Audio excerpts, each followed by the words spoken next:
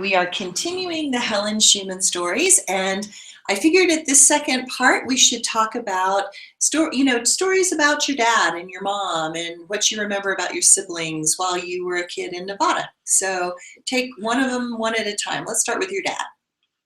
Okay, really, the first real memory that I have of my father is I was only 18 months old when Daddy bought the ranch in Nevada, in Clover Valley. Beautiful valley at the base of the Ruby Mountains. There's several lakes in these mountains that very few people are able to go to because they're hard to get to. They're remote and they're amongst granite cliffs, and uh, you have to be really intent in getting up there because it's not easy. There is one lake that the town, Wells, which is 15 miles north of the ranch, uh, the pioneers discovered a lake and they named it Angel Lake because it's so high up in the mountains. And they built a trail to get up there. And then as more population came, the wider and more secure the trail became, and it came into a gravel road. And then, I think I must have been in high school when they finally paved it. So it gets much more traffic than it ever did before. And there's trout in the lake, and it's not a very big lake. Most people would probably say it's a great big pond. And once we would try to get up to Angel Lake uh, about at least once a summer or twice a summer, and we'd go up and we'd fix a picnic at home and then go up to the lake. It was before there were any parking or picnic places at all. It was still pretty rough up there. And you couldn't walk around the lake. It was a little bit difficult then because there were rock slides and things. You had to be careful to walk around, but it was always an adventure to go around the lake. But it was pretty, and the water was from snow melt, so it was colder than a witch's behind to get in. But of course, you had to do that, we just have to do that. And so, anyway, back to remembering my father. I don't know how I got. Oh yeah, how pretty Clover Valley is, and the ranch depends on the snow melt, the water that comes down, and there were three creeks that came down. There was Brassy Creek, Steel Creek. Oh hell, I can't remember the third creek. But in the springtime, especially if there was a lot of snow in the winter, those became really dangerous because they would flood the banks, and you didn't want to go fishing in those creeks because you could get swallowed up by the rushing waters. Speaking of the rushing waters, the creeks would go down as it warmed up, and in the middle of the summer, usually not until about June or July, could you go to the creeks. And there would be trout in the creeks, and we'd go fishing there every once in a while. And for a while there, Daddy had what is called a herdsman, and he would help Daddy with the show cattle particularly. And he and his wife lived at the ranch. There was a little house at the ranch that they lived in. It was 2 bedroom and a bathroom and a kitchen and a little living room. It was nice enough, certainly for an Indian, not to be weird about that, but you usually didn't see too many Indians who were educated and especially who had any sense about cattle, because most Indians used sheep and not cattle. Mm. So anyway, his name was Dan or Ben, one of those. And he was a really nice guy. And his wife's, damn, I can't remember their names. Anyway, she uh, gave me, when I graduated from high school, a little beaded wallet that she made for me. I think I still have that somewhere. Do you want it? You're so cute. Yes, I gotta go. Oh yeah, that's it. Anyway, I would go fishing by myself, and my pole would be a willow that I'd cut, and just the regular old cotton string. And of course, I had to get a hook somewhere, and I would snitch one from Grandpa's fishing box and go out and dig for worms and go fishing. And I would catch them, except I would lose a hook every now and again, and that was disastrous because then I couldn't go fishing. And I didn't dare snitch too many hooks from Grandpa's fishing or tackle box, I think he called it. So it had to be Dan, I think, taught me how to catch the fish by hand. Oh, wow. And I caught a whole bunch of them. What do they call a bunch of fish? I have no idea. There's a word for School? A school of fish? Yeah, that's when you're swimming. There's a word for them when they're dead and you're bringing them. Oh, okay. Can't remember. Anyway, when you got a lot of fish, or even one fish, you'd cut a willow or break a willow, but it had to be pretty thick because it'd have stems going off it, and you break those stems, so each fish got a stem. Oh. And you would put it in the water to keep the fish fresh. Oh, wow. They would be dead by now, of course. Right. But I think I could still catch them. What you do, you lay it, first you find a place in the creek where it turns. And it would be a little deeper, and usually the bank is cut out a little bit. So the water goes a little slower around that bend, and the fish love to go under that bank to rest, and they kind of go to sleep actually, even though they're doing their thing to stay in that water. So you sneak up really carefully on your tummy, and then you slowly reach down into the water, and you do it behind them so they don't see, and you got to go so slowly. And then you get up to their tail, and you very gently lift your hand under their belly, and then you rub really carefully and slowly. Grab them by the gills. Oh my gosh. And you grab them actually with just one hand, but you got to use this finger and your thumb. You go, and you don't always catch them. Right. I can imagine. Yeah. Mm-hmm. And that's a bummer because they're not so sure about coming back to that bank again. Right. So you got to wait a while. Right. Because if one gets frightened, they all get frightened. They're like a bunch of chickens. Right, exactly. Yeah. Which was one of my jobs at the ranch. Oh, back to my first memory of my father. We were moving from the dry farm Daddy had built Mama a really lovely little home in Tremont. And for the first year, she and Daddy lived in the same house with Grandma and Grandpa. And that's how we differentiated from the Polzander grandparents to the Schumann grandparents. The German Polzander grandparents, we used the German names for Grandma was Oma and Grandpa was Opa. And then for the Schumanns, it was Grandma and Grandpa. Anyway, Daddy built a lovely home for Mama. And they only lived in that house for about a year because they were so busy getting the Polzanders taken care of. Anyway, we were moving to Clover Valley, and we were in the truck, and I was only about 18 months old. And I was the only one in the truck with Daddy and Mama.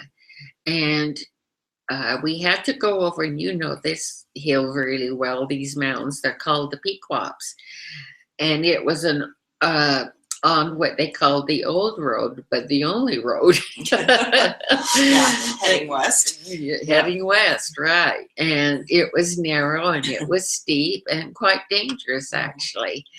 And we had some livestock in the back. I remember some horses, and I think Daddy had a milk cow or two. I don't know for sure. And then there was a dog or two, even.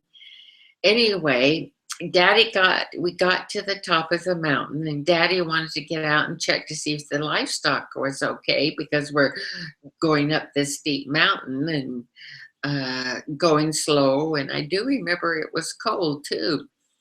Anyway, my dad left, and I can remember running from my mother's window to the driver's window, being really frightened about my father. Was he okay? And my mother kept trying to tell me, he'll be back. He's okay. He's okay. I just remember being so frightened for my father then. I was just terrified that either he wasn't coming back or he was hurt or something. I was just terrified. Anyway, he was fine. And my father was well built. He was known throughout all of Elko County, actually, and probably the state of Nevada, for being so strong. And I saw my father get into more tough situations that he depended on his strength to get him out. And he did. He'd always get himself out. And he'd wrestle those big bulls and break horses and do physical labor, really heavy. He could lift rocks of enormous size, and he was really strong, and he had a wonderful physique. And women would flirt with him all the time. And I remember one of the neighboring rancher's wife, we were at a school function, and Daddy would try to make it to all of us kids' affairs, some function. And there was something going on that I was there, and I don't remember Mama being there. And I somehow noticed that Debbie was taking too long talking with my father, and she was a little too close to my liking. And so I went up and broke up the conversation. I do remember that, and I remember her glaring at me like, "You little shit, move," because she recognized that I knew what she was up to, and Daddy was being very congenial and nice, of course, but he only had eyes for little Marlena. And I remember being in the house, usually helping fix lunch for everybody. And I would have been outside in the morning at the ranch doing some ranch work, but Daddy would come up, and usually it would be either lunch or dinner time. And especially in the spring, he would pick a handful of wildflowers and come up to the ranch house and either sing at one of the windows a German song, a German love song to Mama. So they were real romantic. They really loved each other. One of the things that us kids really got a hoot at is in those days, there were 2 meetings, Mormon meetings, every Sunday, one in the morning and one at night. And the morning one was Sunday school, and at night was sacrament meeting. And so it was a real test to, our Sundays were not a day of rest, because you busted butt to get all of the chores done and the animals taken care of. Change your clothes into Sunday clothes, hurry like hell to get into the car, drive like mad on a gravel road, dusty as all get out, with 6 kids and Mom and Dad in the car usually. And the twins were just little kids, and they always got car sick. Ooh. Always. And driving in a dusty, crowded, car sick car. Oh, it was whoa. awful. And we were sitting on each other anyway. Oh, that was not fun. And we were all, the Schumanns were always late. Always, always, always. And my mother, most of the time, my memories, especially for sacrament meeting, Daddy would always have just one more thing to do. And I'm kind of like that. In fact, you, my dear, have reminded me of this little problem. Just one more thing to do. Uh-huh. And so I remember that more than anything, it being the only thing that my mother would get upset with my father. Except he almost burned a tree down in front of the house. That made her really mad. The tree didn't die, but Daddy was burning some leaves in the spring, and the fire got away from him, and the tree got fired. But the tree lived. We got it out. I remember, Mama, we came home from school, and Mama was swinging the back, sweeping the back. It wasn't really a patio. It was a concrete slab before you got into the back porch. And she was sweeping it like this. We go, whoa, what happened? Yeah. Fortunately, we missed the diatribe or the story of Mommy getting on Daddy's butt about not being careful, Mm-hmm. Mm-hmm. And why I remember it is because it was so rare that they had words. And Daddy they never argued. We never heard them argue back and forth. We knew, and usually it was Mama who was the one who got maddest.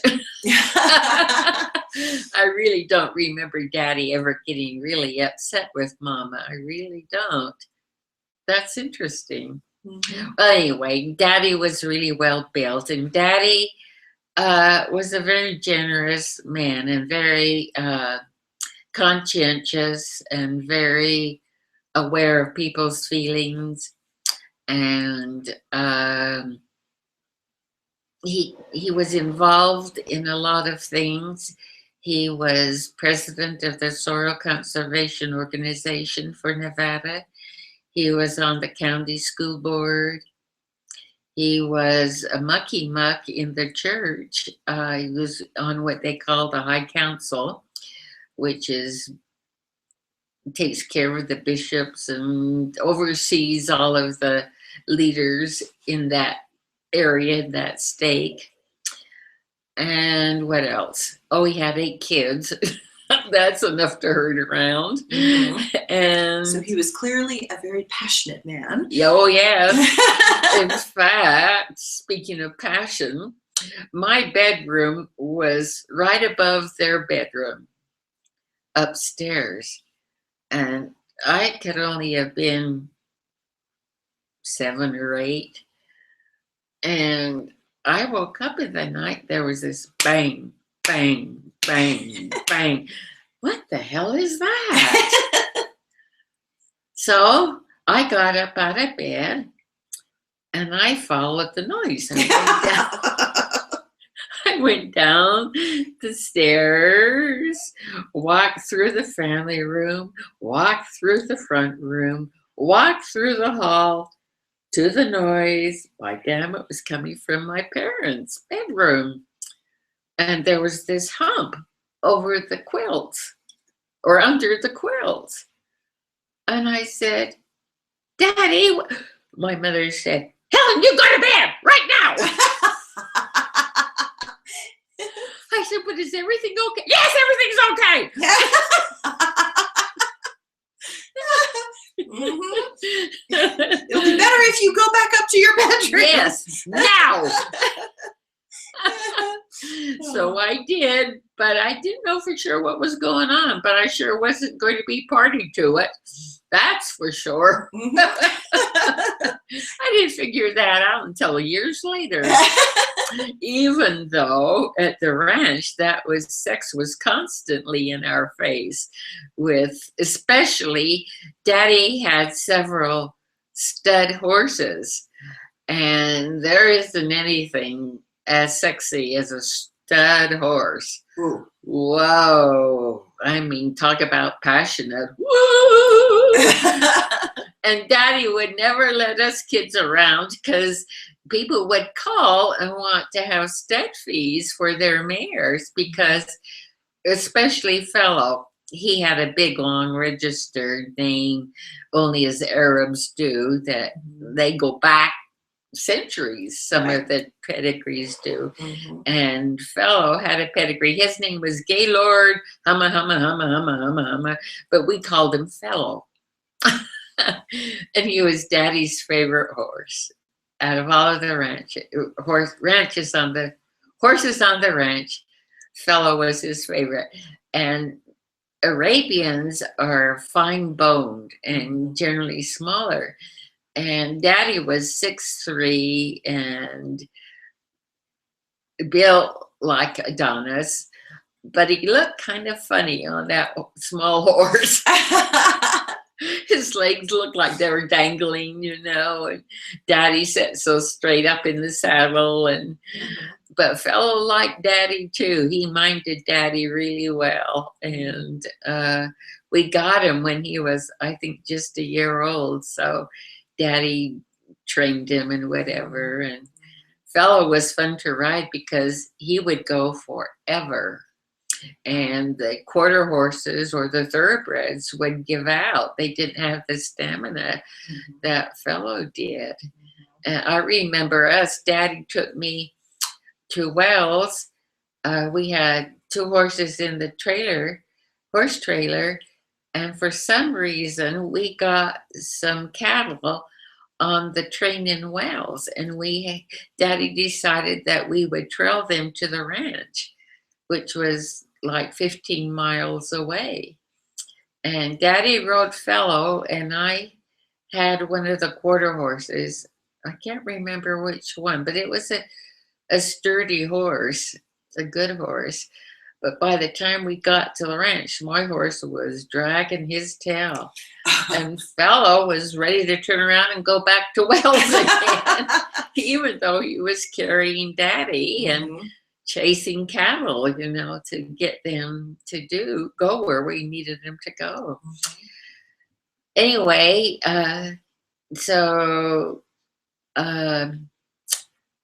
we just had the family reunion, and it was interesting. The family had me talk a little bit about my life, and several of them said that Helen really liked to be outside more than inside.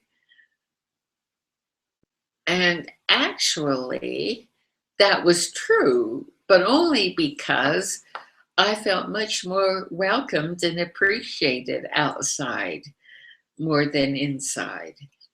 And Daddy always complimented me, and he was always really proud of me. And we always had cattle buyers coming by or horse traders coming by to look at our livestock and see if there was anything they wanted to buy. And people are always trying to improve their herd or their horses. And Fellow, our Arabian stud, really fell, there's a term, I'm not getting it right, but fell beautiful colts.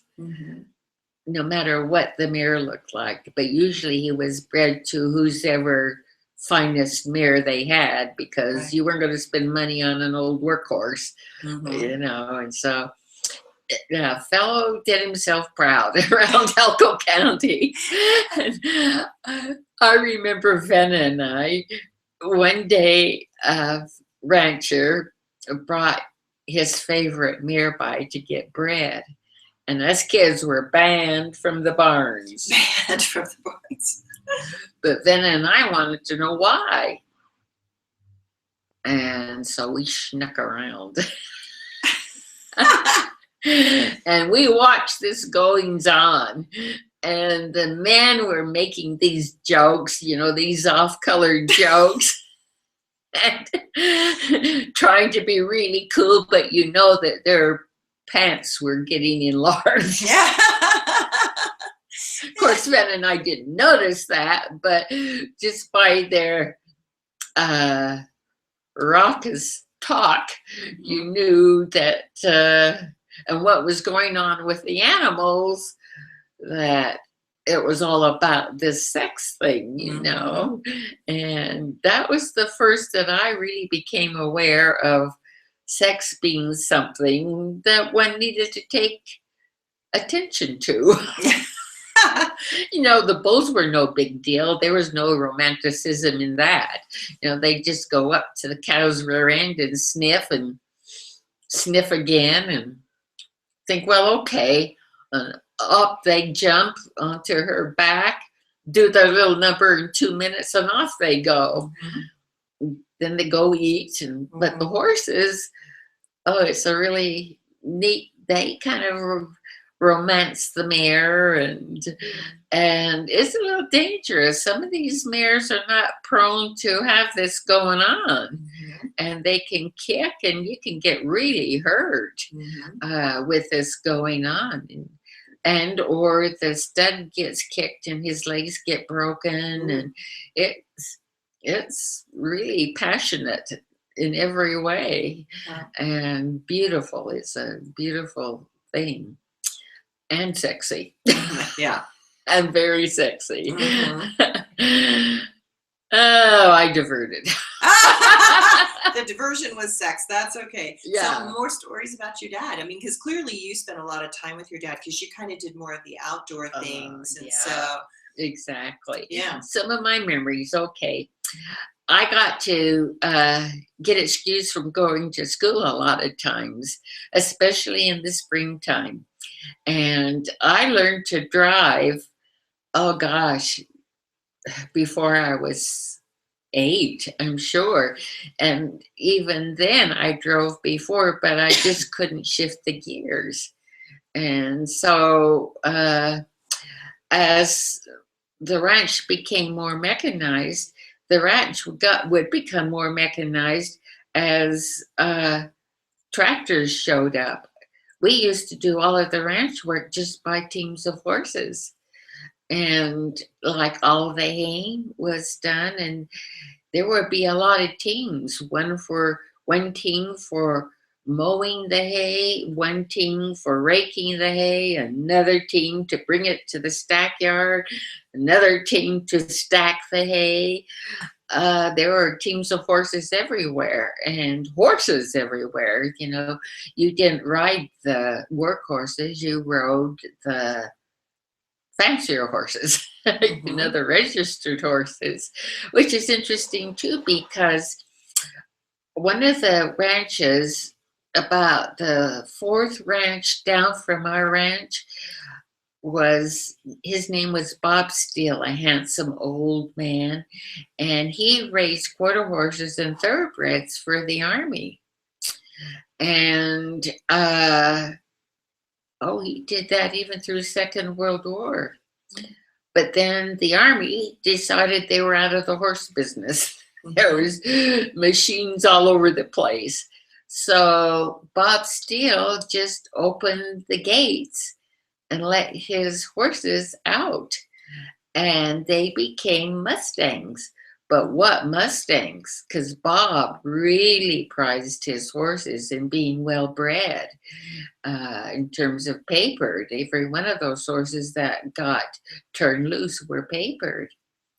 So not every year, but maybe every other year, Daddy would take some of the hired hands and some fast-moving horses like Fellow and go down to the hills and check out the Mustang herd, who were thoroughbreds and quarter horses, beautiful horses.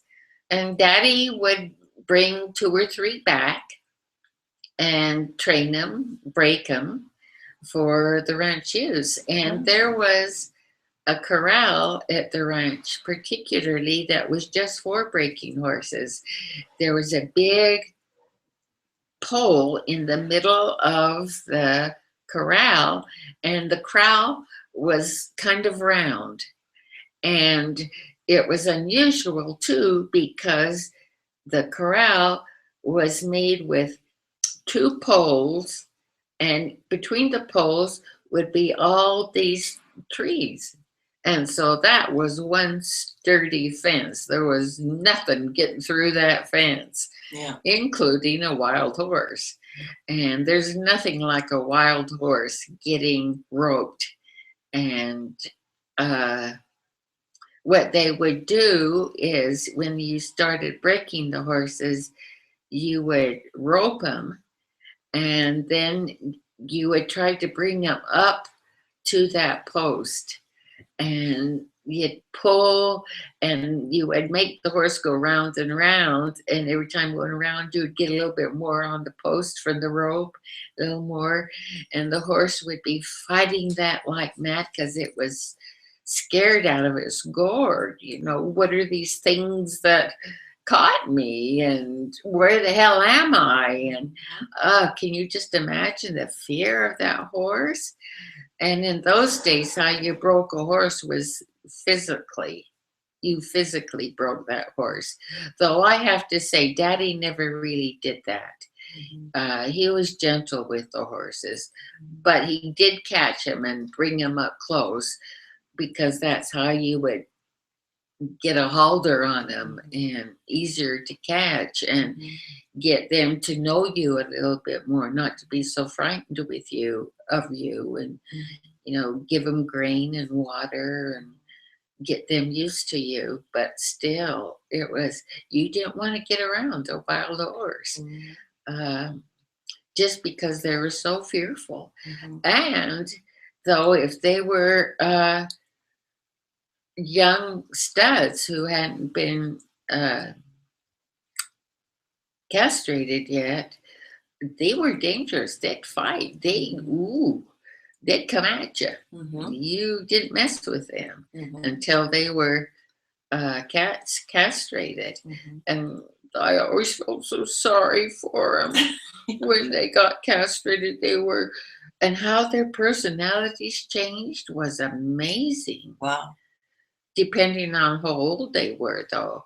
You didn't want to try to tame them if they were of any age, because they wouldn't get rid of all that orneriness and fear, and they just dislike for people, actually. So anyway, we would breed fallow to some of these fillies. Oh, they threw pretty colts, just beautiful. And I got one of the colts, and I named her Blaze. And Blaze because she had a white, big stripe down her face. And she had a glass eye, which it wasn't glass, but it was not the same color as the other eye. It was really, really blue. And old folks tell would be that if a horse had a glass eye, that eye would be blind. But hers wasn't. Blaze wasn't blind. I used to barrel race with her. Back to Daddy. And I trained Blaze too, broke Blaze. Didn't have to really train her because her mother's name was Lady, who was a Mustang. And so she was around people from the day she was born, Blaze was. And so that was just piece of what? She was really easy to break. Right.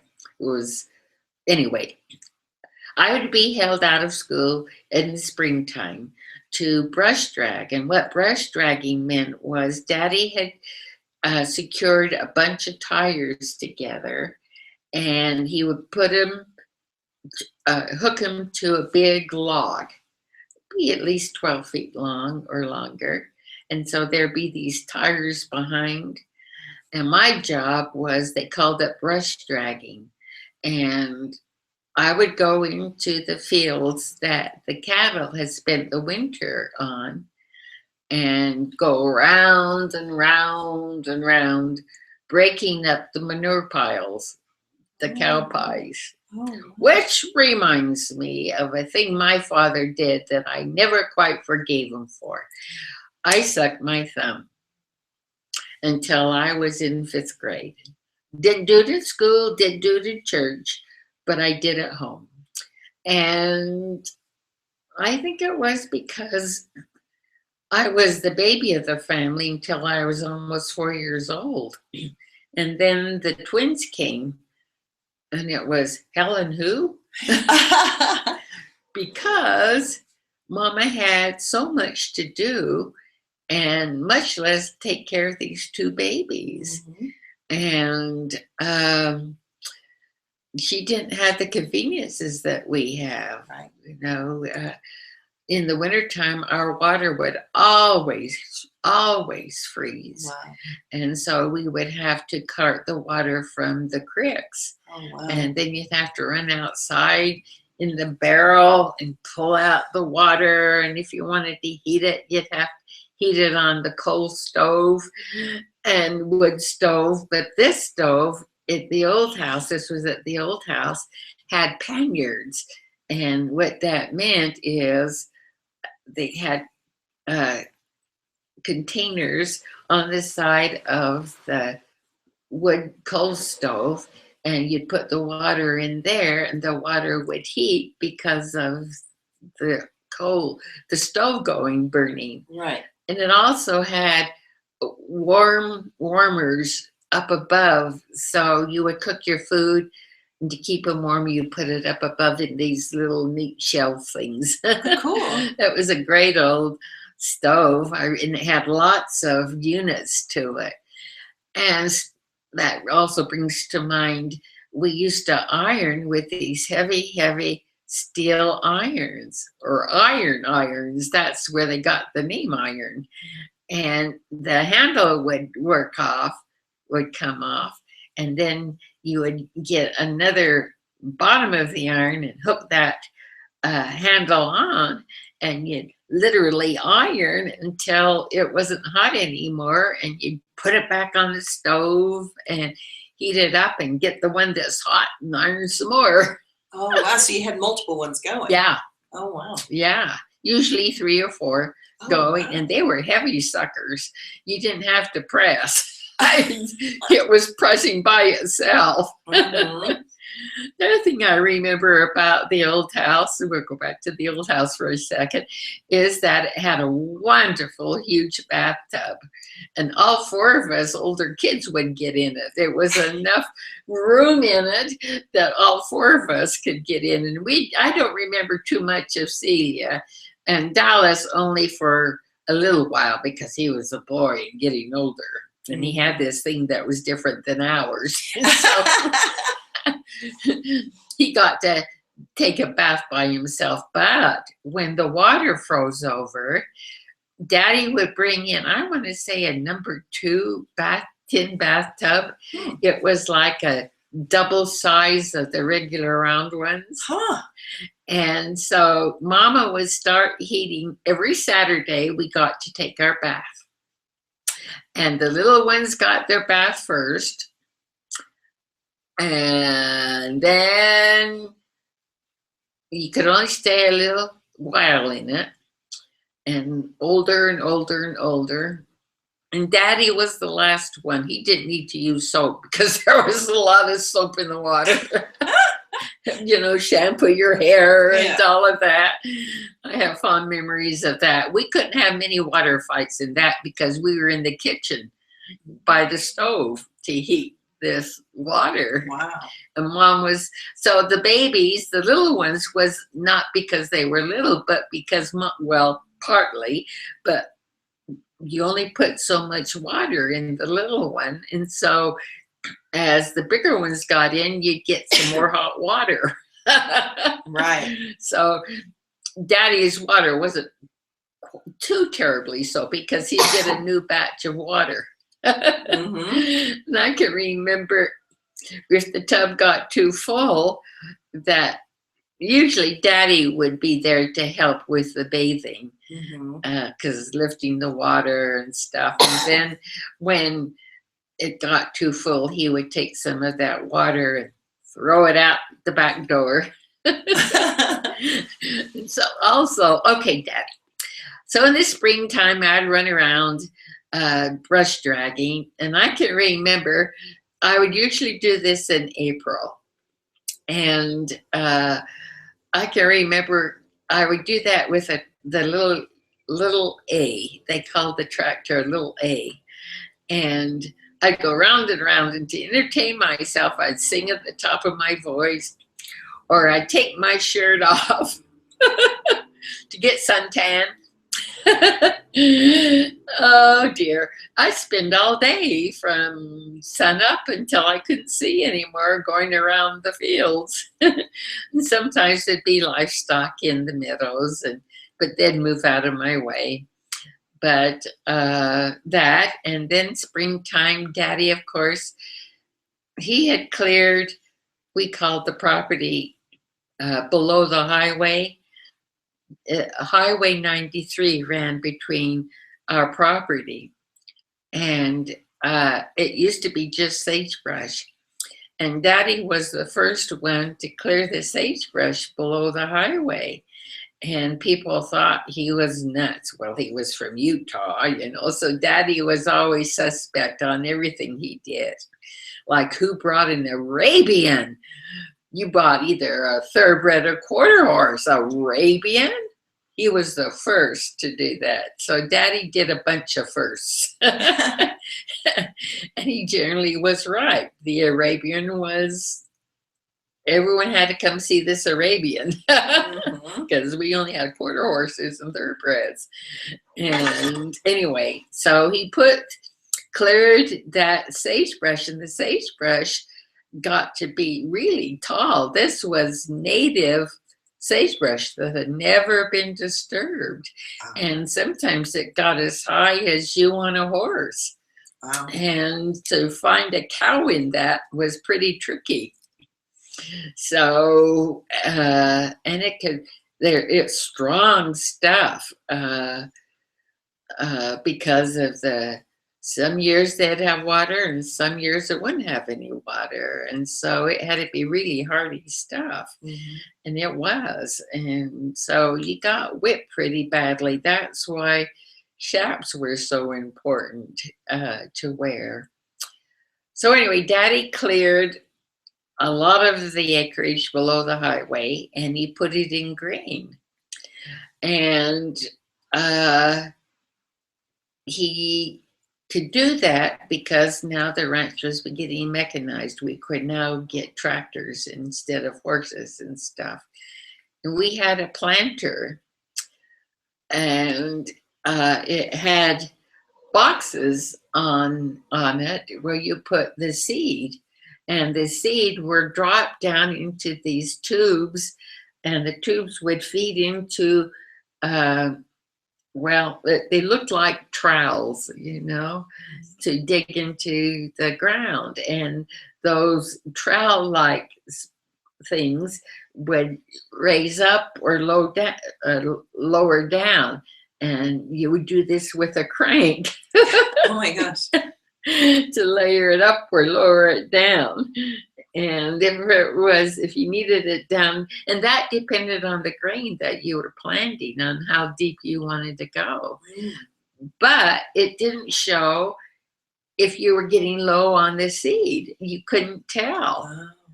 So I was nominated. Actually, I think honestly, I'll do it.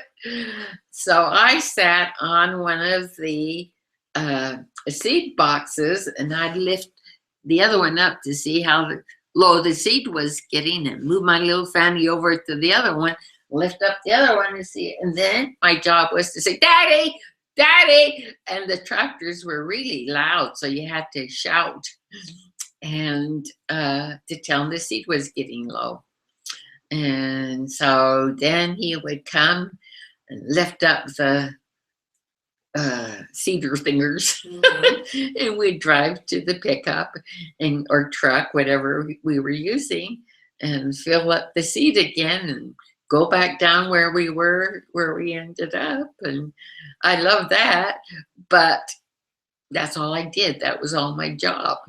But I would come back to the house that night, and all you could basically see were my eyes because it would be so dusty. I had a dirt face, if there ever was one, in my clothes too. And that reminds me too, in the fall, we would have one of the columbines to pick the grain up, to cut the grain. And the columbine was really dusty and dirty. My jaw catches, that's from the surgery that I had, and it will catch every now and again. And it's interesting because my tongue gets in the way then. Oh, wow. I just noticed this lately. This is a new development. Mm-hmm. It's supposed to be a dying woman. Yeah. Anyway. But you're too German to die. Too German to die, yeah. But I'm getting closer. I'm definitely getting closer. Well, that's why we're doing the videos. That's why we're doing the videos. Yeah, that's right. Mm-hmm. So, where was that going? So we were talking about your dad. We were talking about the columbines. Yeah. It was dirty. So the job in the columbine is I'd go down, be put in where the seed would come into. And my job was to move it around so that Daddy could get more of the seed in it. Right. Oh, that was a terrible job. I was not happy with that job because the chaff would come off the seed, mm-hmm. and it would be dusty, and it would get down my neck and in my hair, and again I'd come up looking like a chaff monster. Yes. Awful. I was not happy with that. I was very glad when harvesting was over. I bet. Very glad. Yeah. We had and part of I did so many things at the ranch. One of the things that was my job was being the milkmaid. And we had a 5-gallon milk can. And it was my job to go milk the cows. And we always had at least 4, sometimes 5 cows. And sometimes Daddy we would call them the show cows. And Daddy would select some cows out of the herd that he thought would be a good show calf or would represent the ranch really well. Because our ranch was called Clover Valley Schumann Hereford Ranch. Right. And so every time we went, keep going, to the shows, Daddy would have his cattle in the best condition possible. Mm-hmm. And the way to get them started really well would be to let them nurse on the milk cows sometimes. And some of those milk cows, that's all they did was nurse the show cows. Wow. Speaking of show cows, this was before TV even came around. So us kids found all kinds of ways to entertain ourselves.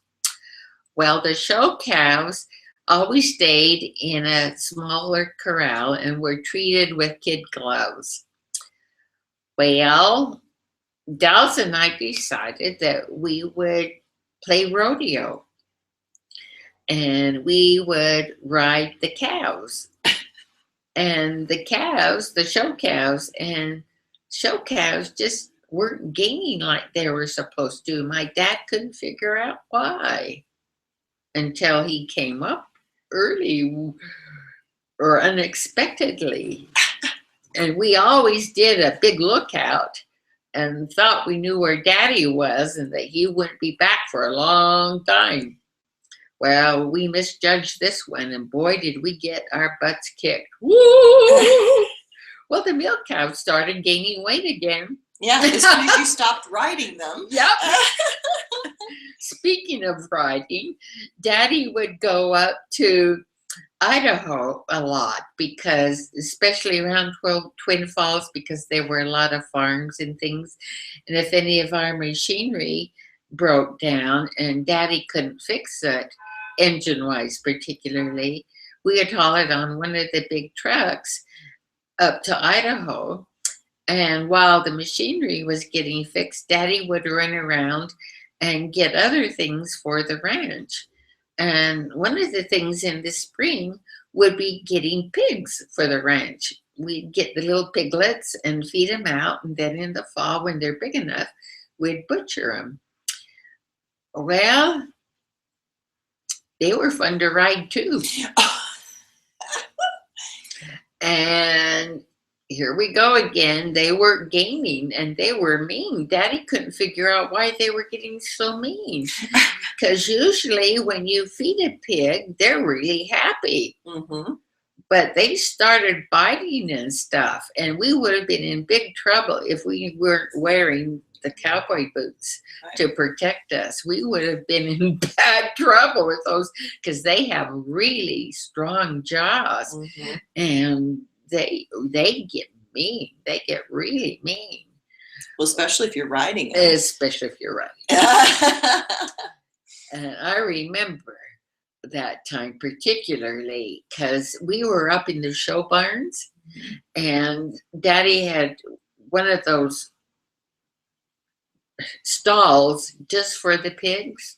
Mm-hmm. But these show stalls had hay mangers in them and they were perfect to put a pig in and get your rope around it.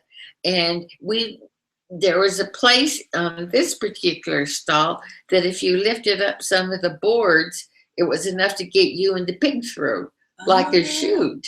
Oh, wow. So that's how we did the pigs. We would rope them and put them into the hay manger and sit on it. And in the meantime, someone is standing in front so the pig wouldn't go. Right. And you say, okay, and off we'd go. We didn't wear spurs. We didn't need to. But the pigs would squeal like you cannot believe. Have you heard a pig squeal?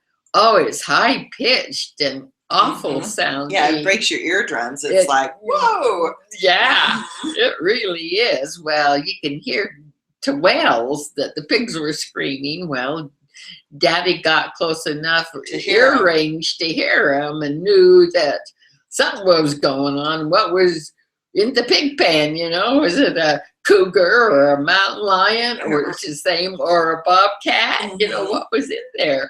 Because the pigs were sounding like something was in there. They were alarmed. Very alarmed. And us kids were hooting and hollering. And Daddy didn't have to sneak up on this one because there was so much noise going on. We got our butts kicked on that deal too. Yeah. So I spent a lot of time, especially in the springtime, being able to skip school. And fortunately, I guess I was smart enough to keep up with the school goings on and whatever. And the teachers were always nice and would give me some leeway. And, well, they had to because there was so much farming going on. Yeah. Mm-hmm. Yeah, but I was the only one for some reason in that whole class of 30. Wow. Oh, yeah. 30 kids from first grade through high school. The class never changed. 30 of us graduated. And we started first grade together. Wow. Very seldom did someone move in or move out. Right. Very seldomly. Right. But Daddy, when he was on the school board, would take one of us kids, and usually it'd be Venna or I, and we'd go to Elko where the school board meetings were held. It was the common place. And because we'd go a little early, so Daddy would come and get us from school. And we had all kinds of errands to run. We had lists of things to go get and things to do and all of that. And we had we would butcher our own beef. and pigs, Mm-hmm. if they were fat enough, which they would finally get to be. Right. And we'd have a big meat locker in Elko, and we'd kill the animal and put it into we had a big cooler at the ranch, and would butcher the animal and then put it in this, we called it the meat house. And they would hang the carcass in this and let it age for a few days, and then we'd take it into Elko, and the guy would cut it up into steaks and roasts and stew meat and whatever, and then put it in a meat locker for us. And then so we would come in during these school nights, these school board meeting nights, and Mom would have a list of meat that she wanted us to get, and Right. it was always a whole bunch, because all of us kids and Mama's family and Daddy's family and school kids, there were always at least 10 at the table. That's just the family. But we always had 4 or more on the table, so that's a lot of cooking. Okay. And anyway, we would go with Daddy, and that school board meeting would go until like from 7 o'clock at night until 2 or 3 o'clock in the morning. Oh. And Daddy would have worked a hard day. He was always up and going. He was out the door by 5 at least. And so here it is, 2 or 3 o'clock. And he was a little bit dangerous to drive home because he was so tired. So us kids would drive home, and none of us would have driver's license. I can remember going with Daddy, and he would be tired with the big semi, and the big semi wasn't anything like they are now, but it was still huge and a lot of horsepower behind it. Well, because you had to move all the animals, the cattle and everything, right? Yeah. And the machinery and it all, and also the grain, you know, so the semi did a lot of different things. It had different sideboards to it, you know, the cattle could see through, and the grain would be totally covered. And yeah, there was at least 3 different side for the thing. Anyway, we would come to Utah a lot too, and there was a place that I've lost a word. If you drove a different road to northern Utah, you didn't have to come around the lake and go up. You would go above it on the north. And it was a gravel road too. And you wouldn't see a car those 200 miles. Wow. It would just be, well, since you drive by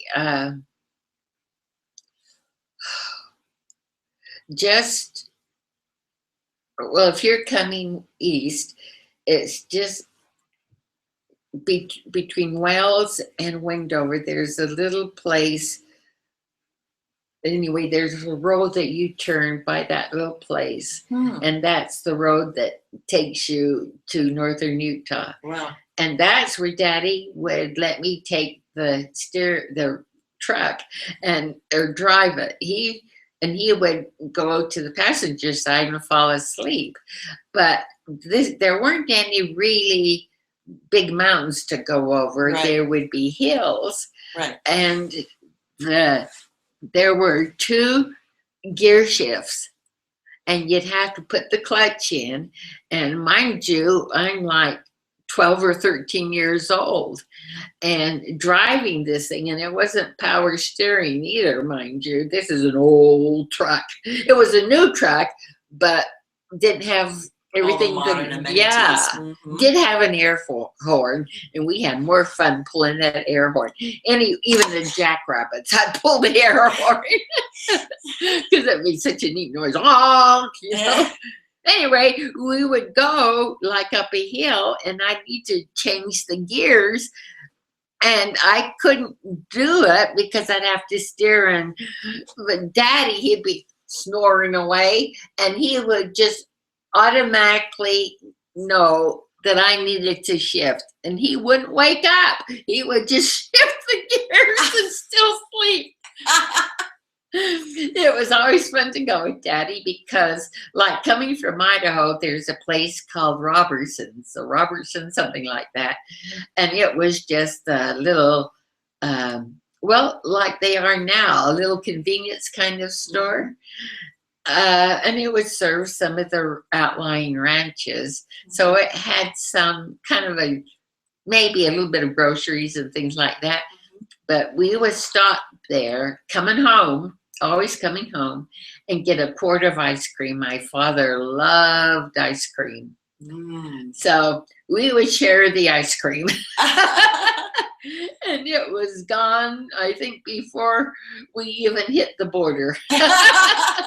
But the truck didn't have air conditioning, and it was hot driving that thing, and the windows were always down and with the wind blowing on you, and the truck didn't have all those wonderful shock absorbers, so you got beat up driving that thing. But we always knew when Daddy was coming home because as kids would watch, and we could see there was a hill that you would come around, and we could see it from the ranch, it was probably 10 miles away, but the truck had different headlights than all the other outfits did at the ranch. And someone would be on the lookout for Daddy, and there's Daddy's coming. And so we'd all run to the door or windows to see Daddy pull up. And he would almost always have a treasure. Like I remember one time he had a little puppy, a little border collie. We named her Boots, and she was quite a dog. She was an amazing dog. She did all kinds of things. So I spent a lot of time with my father out at the ranch doing all kinds of odds and ends. Whatever needed to be done, I would go do. And what's your fondest memory about him? I was always proud of my father. People looked up to him physically, and also personality-wise. They honored my father. They had a lot of respect for my dad, and he earned that respect because he was a good man. He was a good rancher, right? And he got laughed at a lot because he would change some of these, like the sagebrush. Only the jackrabbits and coyotes like the sagebrush, but it wasn't productive for cattle business. Right. And so Daddy was the first one literally in Elko County to start changing the ground to make more use of it. The ranch, when we bought the ranch, was only natural meadows. Wow. And you didn't get much hay from that, especially when you have a herd of cattle to feed. Right. And in the wintertime in Nevada, no grass grows. In fact, one winter, we were snowed in for 6 weeks. I remember there's a couple of times we snowed, but this was really bad. We have family pictures of us kids sitting on top of the telephone poles. The snow got that deep. Wow. And finally, the Corps of Army engineers came out with these huge bulldozers, and they had no idea where the roads were. They just saw a house over here, and so they would head towards that, never mind the creeks or the fences. Oh, gosh. And the livestock, we were finding livestock from ranches way the hell away, and they would find ours too. And so for several years, we were gathering up our herds Wow. because there were no fences. Oh, It was really? all snow. Yeah. I can remember we had a little green Pontiac. Remember Pontiac? Mhm. And we would be going to church, and it would be like driving through a white tunnel. Wow. Yeah, it was amazing. It really was. Wow. Lots and lots of snow. Anyway, why did I get on that I one? was asking you what was your Oh, my favorite memory father's about your dad? memory. He was really fun to see. Wow.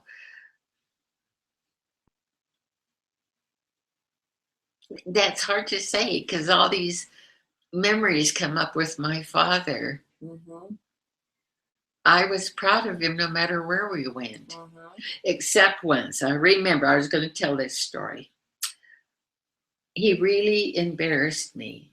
It was my first experience of being really embarrassed in front of people. And that it was my father that did that, Mhm. the man who I idolized. Mhm. Well, given that I was sucking my thumb, it was a little bit of an embarrassment to my family. They were constantly after me. Helen, take your thumb out. Helen, take your thumb out. And I used to even have to sneak it, you know, because I didn't want them harping at me. Well, I was out in the meadows with Daddy. In fact, we were in the horse meadow, which we called between the barns and the house.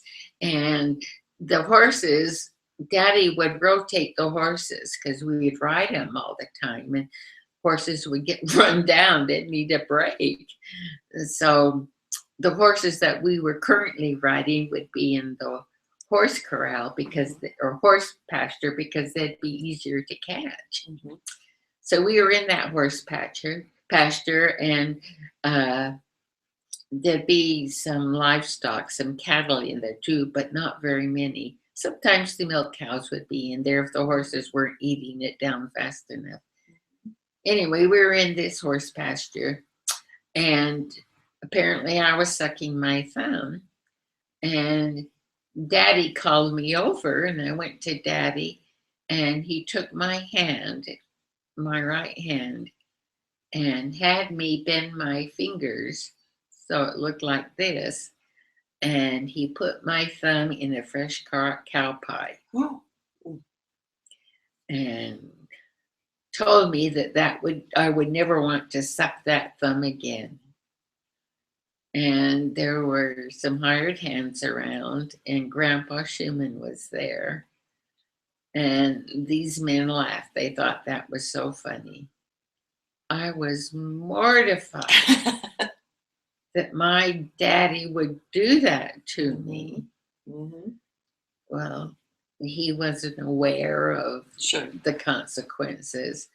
Well, I started crying immediately and ran to the creek and washed the cow manure off. But that was a horrifying moment. And there was only one other time that I was embarrassed with my father. And when I graduated from eighth grade, they always had a big graduation, a big to do. And Daddy was on the school board, and he was asked to make a little speech and to hand out the diplomas. So he called the names, and then he'd hand the diplomas and shake hands. And Schumann was down the line a little bit because they started with the A's, and he would shake hands. And so when he called my name, I got up and I held out my hand, and he grabbed my shoulders and leaned over and kissed me. And when I got embarrassed, I would blush. My face would turn beet red, and you could just feel it come up like that. And I remember the audience laughing. They thought that was pretty funny. And it was a little awkward because I wasn't expecting Daddy to kiss me. Right. Yeah. Yeah. But that was the last time that I remember being embarrassed. Well, 2 times, that's not bad in a No, lifetime. no. And as a whole, he was really proud of me. I always would somehow get on the wrong side of my mother. Always, one thing or another. Mama was always after me. And I always remember her saying, "You just wait till your dad comes home." Because I was supposed to get spanked. And he did. Mm-hmm. He would come home and Mama would tell him what Helen did again. And she needs to be spanked. So he would take me out behind the house, out through the back porch, down into the corner where nobody else could see us. Daddy was, at least he had that respect for his kids. He was really proud of his kids. Mm-hmm. And we did things that would make him proud for sure. But one time he took me down. I was getting a little older too. And he'd say to me, "Helen, why can't you get along with your mother?" And I says, "Well, Daddy, she's wrong. Doesn't matter. She's your mother. You need to follow her." "Well, I do, Daddy, but when she's Helen, please get along with your mother." "Well, I try, Daddy. I really do." "Well, you know I have to spank you, don't you?" Yes. And he would. Mm-hmm. I would have red marks on my fanny. Mm-hmm. And he had big hands and strong hands. Mm-hmm. And even if he just patted, it would hurt.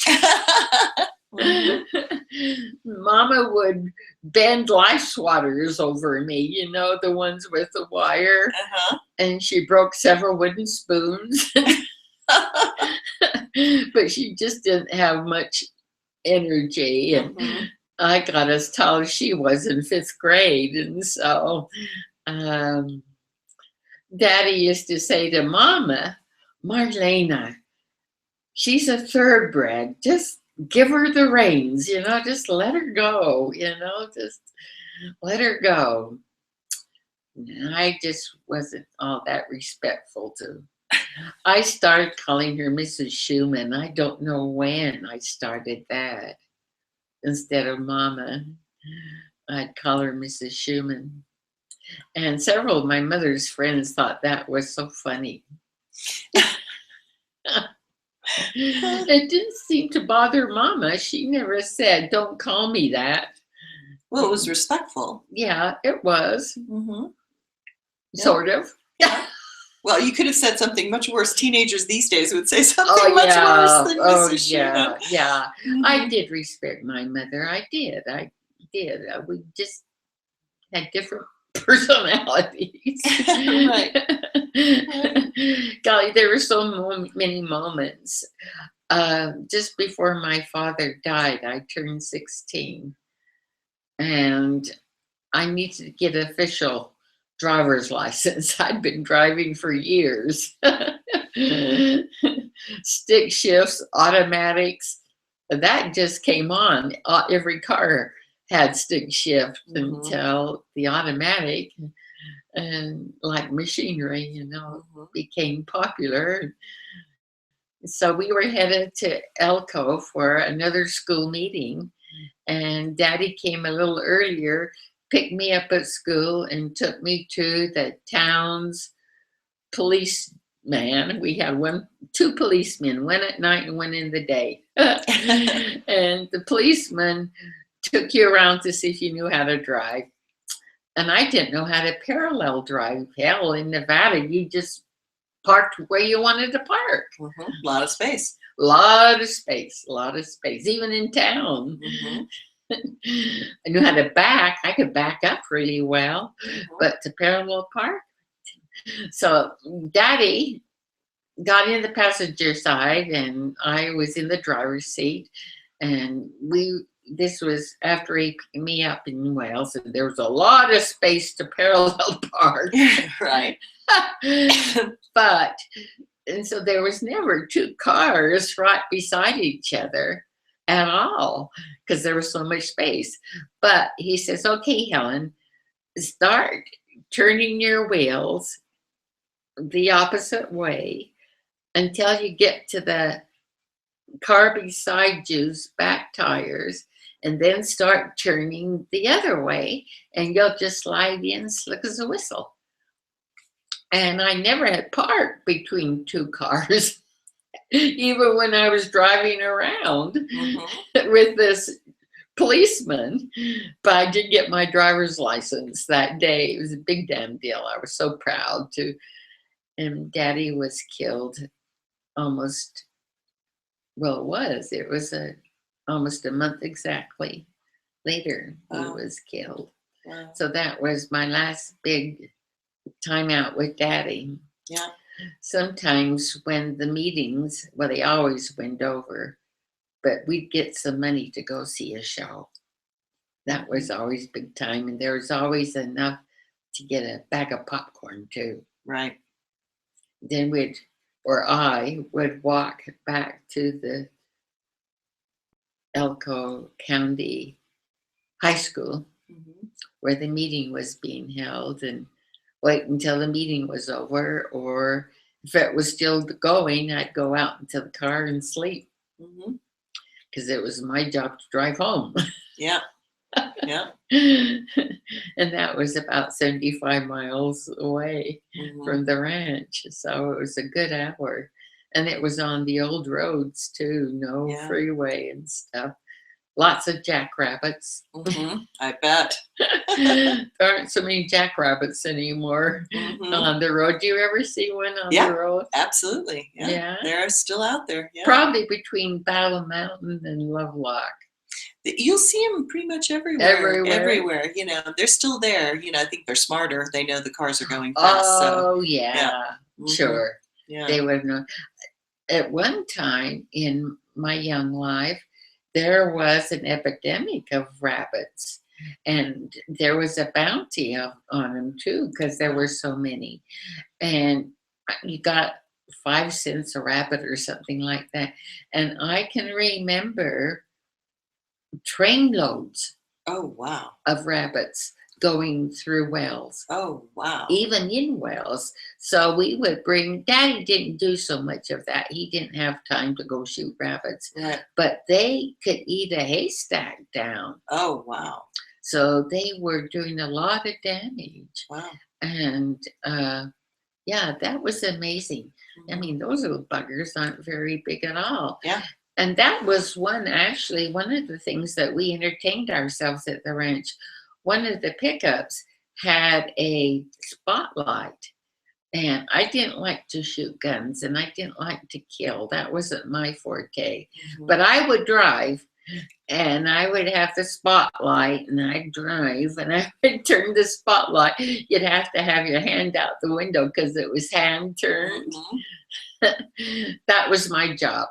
And the shooters would be outside in the bed of the pickup over the cab and shoot, or guide me. So go to left, go to right. You're going too fast or whatever. Right. And so that was a full night's entertainment. Oh, I bet. Shooting jackrabbits. I bet. And nobody ever got after us, but we had to be careful that there weren't any cattle around. Oh, sure. And so usually we'd go out out on the range somewhere, and chances of finding a cow somewhere, especially if we had our lights on, which we did, because we'd be shooting at night. And so that was one of our entertainments. So what's the last thing you want to talk about related to your dad?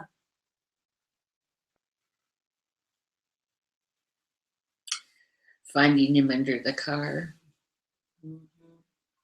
I've been with Daddy all morning long out at the ranch doing ranch things. And we came up out of the meadows to have lunch. And he sent me in the house to help Mama get it. It was a Saturday. And Venna, my older sister, was on a school excursion in Reno, and Dallas was going to Utah State University, and Celia was in Salt Lake working. And so there was just me and the twins and my two younger brothers at home. And the day before, Daddy had let me take the family car into school because I was running for a state FHA president. Mm. I had been chapter FHA president, so I got to be nominated to run for state presidency. And I was running a little late the Friday, and I had to get some things done before I went to school, and I hadn't had a chance to. So Daddy said I could take the car in and leave it at Bill's standard service station and have the tires changed. This was the 1st of March. And in those days, you changed them from winter tires to summer tires. Mm-hmm. And Bill was supposed to do that, and he was supposed to oil and grease the car and do this while I was in school, and then I'd come and pick it up in the evening. So I was driving to school, and Clover Valley used to get these gusts of winds that could almost knock you over. I mean, they were strong. In fact, they were so strong that the house would literally shake. Wow. And creak and groan because Mm-hmm. it was a wood frame home and it didn't have any insulation because they didn't have that in those Right. days. Right. And it was a big old beautiful house. It's that one over there. Mm-hmm.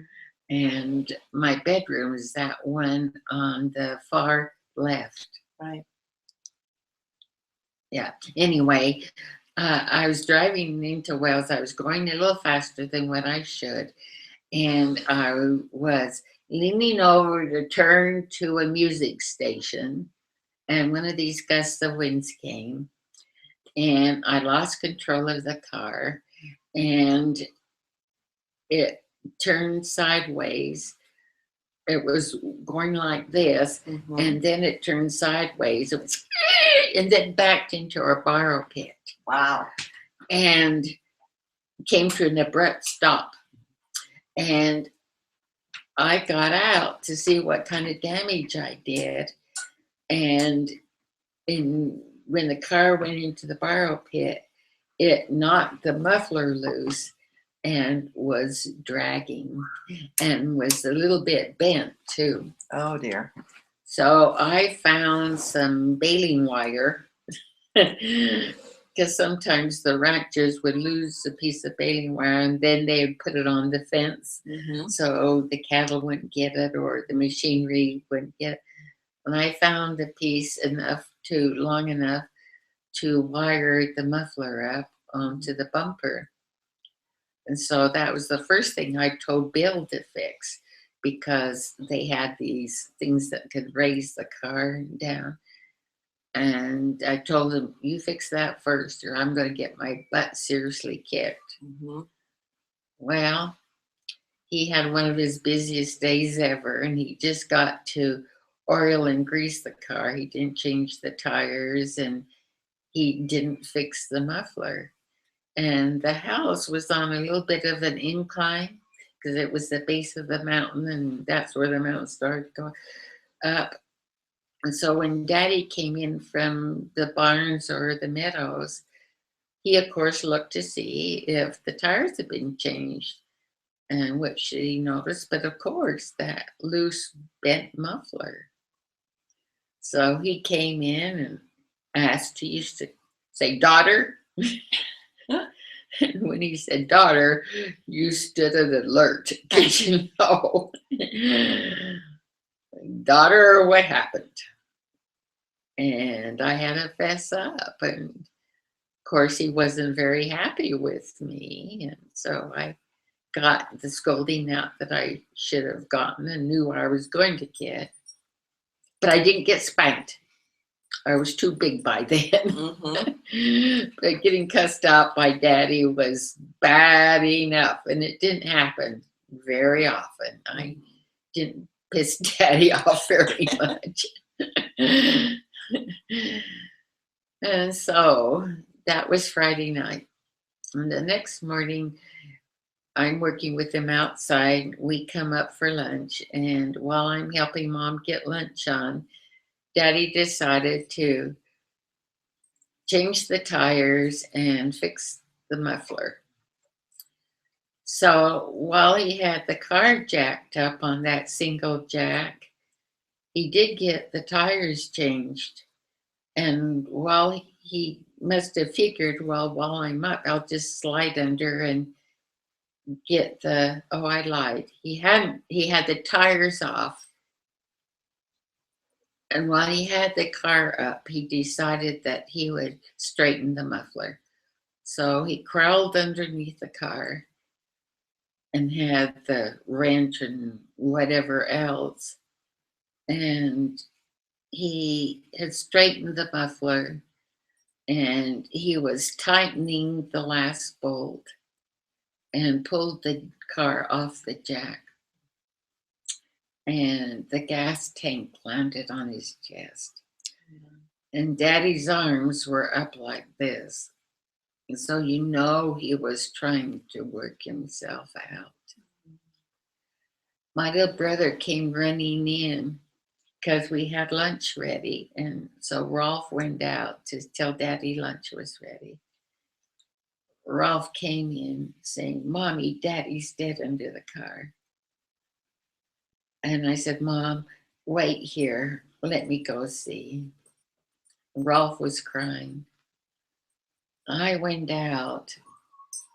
I flew out and saw my father's feet, and daddy was still warm. And I still was a good little Mormon girl. I had no doubt but to believe it. You know, I heard these pioneer stories where little 90-year-old 90-pound women could lift the Calistoga wagons off people. And I heard all these faith promoting stories.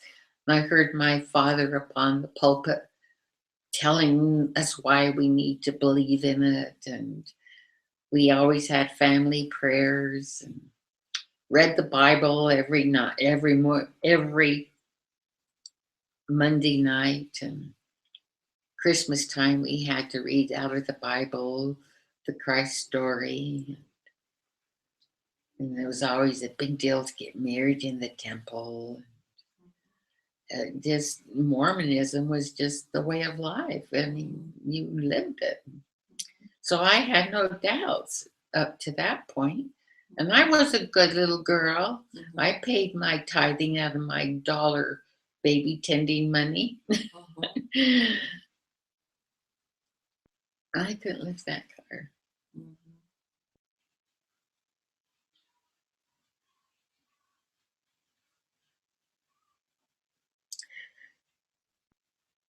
Who needed a father more than 8 kids? Mhm. Daddy was so involved in the community. He was my idol. Mhm.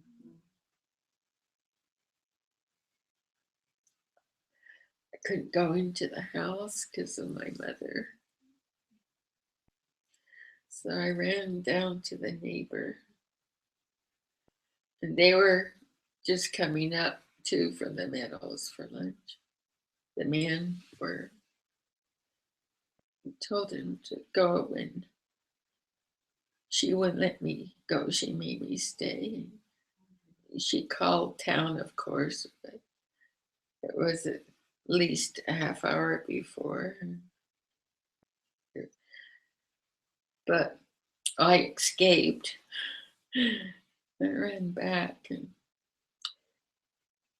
the jack, I tried to move that jack too, but they had just paved the road, and they had paved up by the granary, and that's where daddy was changing the tire. And the jack had wedged between the car and the bumper and had gone way down into the ground, and I couldn't get it out because of the weight of the car. I was mad too. God and Jesus Christ, and there should have been a miracle. But apparently Daddy wanted to go anyway. It was getting too hard for him too.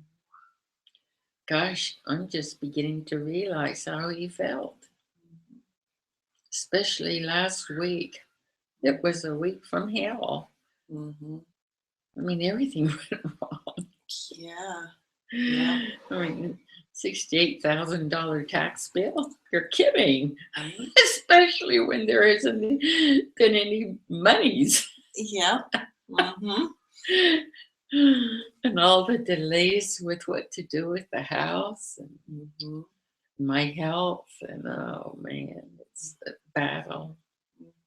It's been a battle. It's a battle. I've had a tough life sometimes. But I've had a great life lots of times. Exactly. And you've always had an amazing attitude, you know. I mean, that's what I find is really interesting, you know. It's like you've had great experiences, really unique experiences when you think about, you know, where you started with your family, and, you know, it would be really remote, and it's like country, and it's really rural, and killing your own animals to survive, and you know, the ranching and all those things. And then you've gone into all the other things that we hope to get to in some of these videos and talk about. But yeah, I mean, I always think these things are interesting for posterity, for kids and family to kind of really hear about, like, who you really were and what really happened and how it really affected you. And even now, you know, it's like with oh my gosh, you've been battling cancer forever, and, you know, we're coming into the end of the road, and, you know, it's, you know, you kind of can start to feel it's coming into the end of the road. And that's why we want to do the videos, you know, so that. Well, it really came apparent to me because just last weekend was the family reunion, and I was there only for an afternoon because I wasn't feeling well. And I got up and did just about a half-hour spiel. And I got several emails from one from a nephew and one from a niece. And both said that they hadn't realized that I had done, one couldn't believe I had been a fashion buyer, but oh wait, you've always dressed beautifully. Right. And another one said, Gad, you've had quite a life. I had no idea. Right. And I just hit on just a few couple things. Yeah. Well, that's why I thought this would be cool to do, because, you know, I think we're at an age where these kinds of videos now can go out there and people can reference them, you know, hopefully a long, long time from now. And like, what was it like in Nevada, you know, in the 1940s and 50s and 60s? And, you know, what was the life like? And that's why it's really important. So cool. Oh, you know, life has changed so much within my lifetime. You know, with, in fact, there's a time just to show the difference in cars. My dad had a Plymouth, and you would turn the key on, but then you'd have to press the starter with the clutch. Right. And then you would do the standard driving with the gears. Well, Dallas and I figured out one afternoon that we wanted to drive the car. And we were still at the old house, so Dallas couldn't have been much more than 7 or 8. And I was 3 years younger than he. So I turned the key on and he pressed the starter, and we both drove all around the yard going because of the starter. Right. And Daddy came in and we were in the front yard. He had parked the car over there and the car was here. How in the hell did the car get there? Right. We had more fun. That was just, we were driving. Yes, it was great. It's like, It was great. We had big time. But we ran the battery down. I bet. Yeah, I can imagine. We didn't get too far. We were still in the yard. There we go. There we go. Well, good. Oh, the These things are we good did. stories. These are good stories. Well, we'll close for this one and we'll do this again. I gotta go to the bathroom anyway.